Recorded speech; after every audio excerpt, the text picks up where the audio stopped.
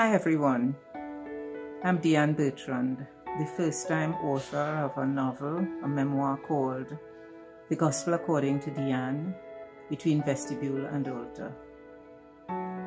And it is a novel that I've written. Of course, a memoir implies it is about my life. Very soon after I published my first video on it, I received several phone calls from friends, pilgrims, persons who had received the video or seen it on Facebook, inquiring as to why I had named it a gospel. Some implied that I was a little presumptuous to call an account of my life a gospel. Others who knew me better just were curious to find out, why did I choose gospel to describe my life? Well, the name of the book came in parts. It has two parts: The Gospel According to Deanne, and then, of course, Between Vestibule and Altar. When I first began to write the book, Between Vestibule and Altar were the parts that were given to me, the part that was given to me. And I knew that because it was done by an inspiration of the Holy Spirit, that I was supposed to write about the spiritual part of my life. Between Vestibule and Altar is a reference from the book of Joel, which talks about the celebrations within the church, between the vestibule and altar in the church, involving the priests. So I knew that that revelation was that my memoir had to be about that part of my life. And I began to write, and I named it Sacred Passages, Between Vestibule and Altar. Of course, when I shared it with my mentor, Earl Lovelace, he thought, Deanne, why Sacred Passages? Now, Earl is a legendary Caribbean author with a brilliant body of literary work that has inspired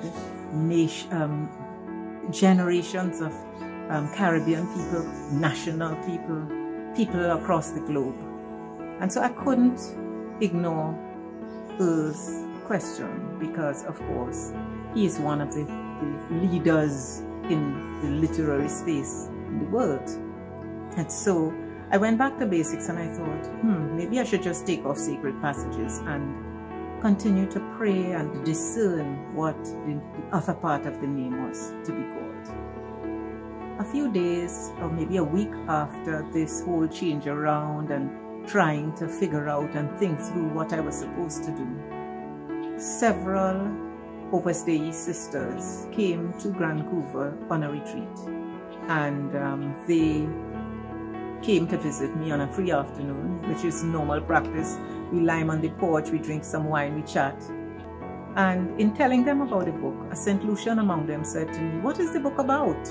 And I said, well, it is really an account of how Jesus has walked through my life, and I really want to be able to say that story to my children. And she said to me, "Oh, you're writing your gospel." She said, "My parish priest says there is a gospel in every life." A gospel meaning how Jesus walks through every life. King!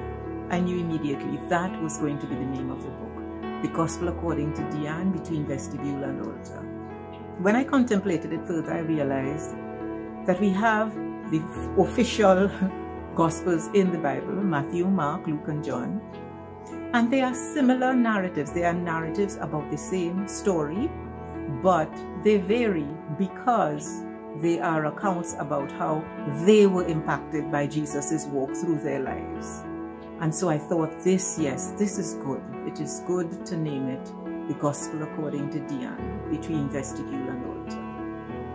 And so coming out of that, I wanted my children to know that from my birth, being born into an optimally performing Catholic domestic church, I saw Jesus everywhere. He was embedded in every fabric of my life, into every aspect of who I was. And so, as a result of that, I wanted them to know that they too can find him in the fabric of their lives, at the surface of their lives. He has promised us that he will never leave us alone, even to the end of time. And so, if we do not see him in our lives, it's because we're not looking for him, we're not paying attention. What I've also found out is that nothing that happens in my life is by accident. The small, minuscule, insignificant things, the large, spectacular, dramatic things, all of those things are touch points from the divine. Things that will tell us who we are in Jesus' heart and reveal to us who he is in ours.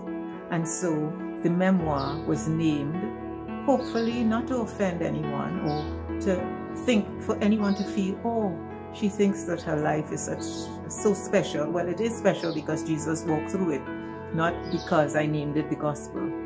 But it is my gospel. It is my interpretation, my sharing of Jesus' presence in my life.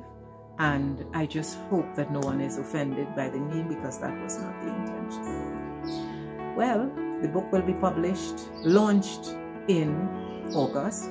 And of course, I will send word via this mechanism and across social media as to the details of how to find it. It will be launched in August, and I'm available to chat with anyone, book clubs, book launches, book signings, wherever this journey will take me, I am available. I look forward to meeting all of you out there, and I thank you for your support. God bless. Bye.